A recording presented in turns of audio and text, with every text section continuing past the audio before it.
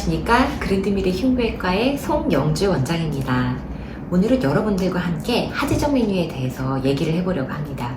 사실 하지정 메뉴는요, 이미 너무 많은 정보들이 나와 있기 때문에 인터넷 상으로도 아주 쉽게 하지정 메뉴에 대해서 알 수 있습니다. 하지만 정보가 너무 많다 보니까요, 제대로 되지 않은 정보들도 많이 있고요, 또는 잘못된 정보들도 많이 있어요. 그래서 진료실에 환자분들이 오면은 이 부분에 대해서 항상 설명드리려고 노력을 하는데 시간이 모자랄 때가 많이 있어요. 그래서 오늘은 특별히 영상을 준비해 봤습니다.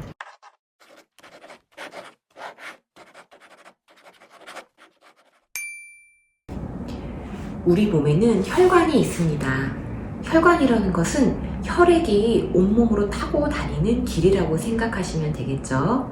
심장에서 나온 혈액은 동맥을 타고 각 조직으로 가고요. 각 조직을 돌고 나온 혈액은 정맥을 타고 심장으로 다시 돌아가게 됩니다. 그런데 물이 흐르는 걸 한번 생각해 보시겠어요? 물은 중력 때문에 위에서 아래로 흘러내려오게 되죠.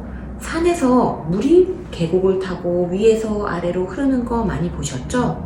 근데 이 물이요, 중력을 거슬러서 계곡에서 물이 위로 타고 올라간다라고 생각해 보세요. 가능한가요?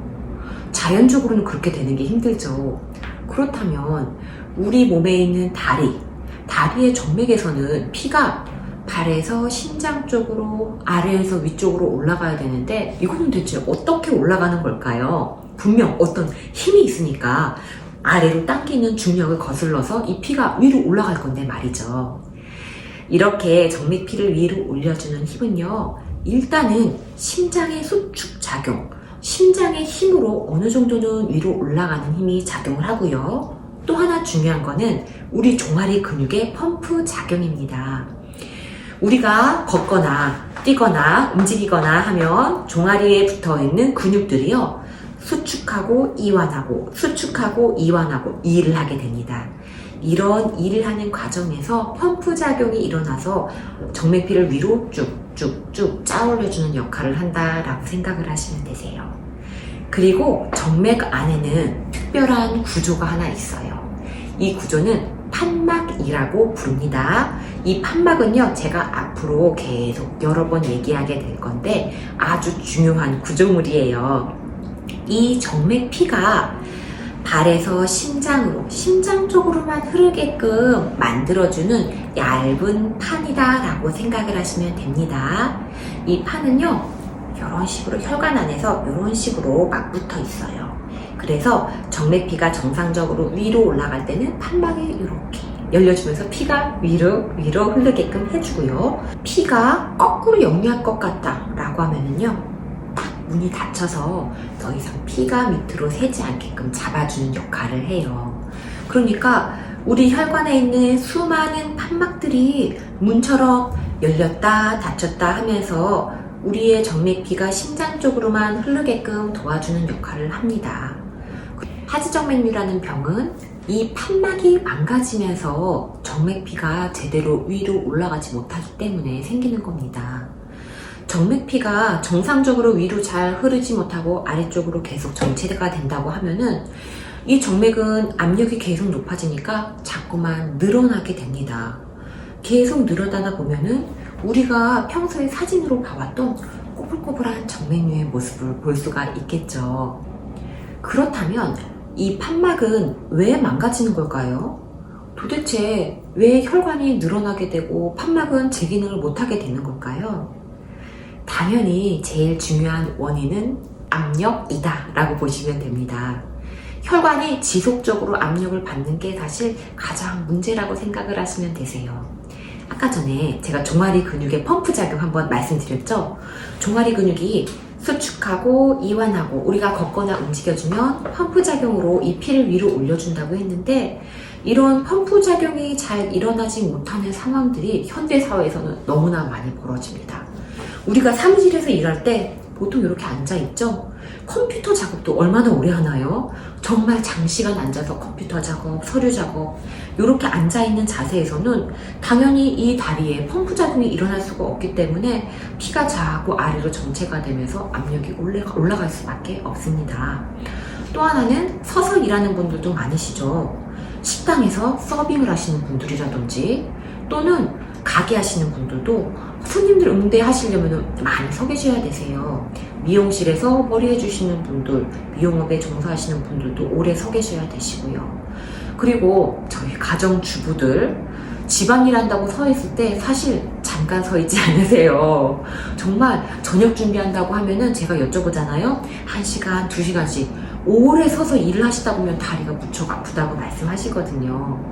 이렇게 오래 서서 일을 하는 거는 다리 혈관에 압력을 가하게 할 수밖에 없고, 지속적으로 압력이 가해지다 보면은 결국은 판막이 망가지면서 완전히 하지정맥류로 진행을 하게 되는 겁니다.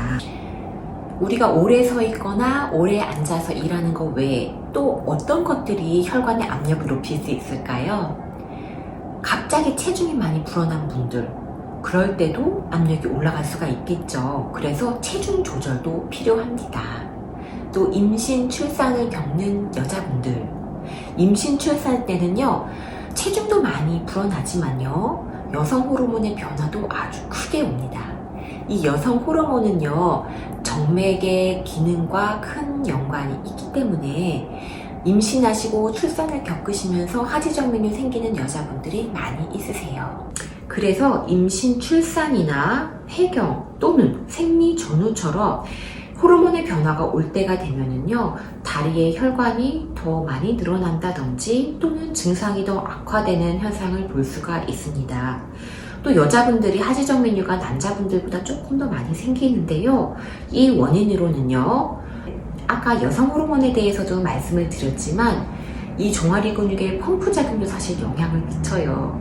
여자분들은 남자분들에 비해서 근육량이 적은 경우가 훨씬 많이 있고요, 활동량도 적으세요. 운동 안 하시는 경우가 훨씬 많으시고요. 그러다 보니까 평소에 이 종아리 근육의 펌프 작용이 약해져 있고 떨어져 있는 경우가 많이 있습니다. 이런 여러 가지 원인으로 인해서 여자분들이 남자분들보다 조금 더 다리 불편감이라든지 하지정맥류의 발생률이 높은 건 사실입니다. 그리고 가족력이 있는 분들은 더 하지정맥류에 유의하셔야 됩니다. 가족력이 있는 분들은 조금 더 쉽게 하지정맥류가 생기는 경향을 보이거든요. 그래서 진료실에 오시는 분들께 혹시 가족력은 없으세요? 어머니나 아버지가 하지정맥류는 없으셨나요? 이런 거 제가 꼭 여쭤봅니다.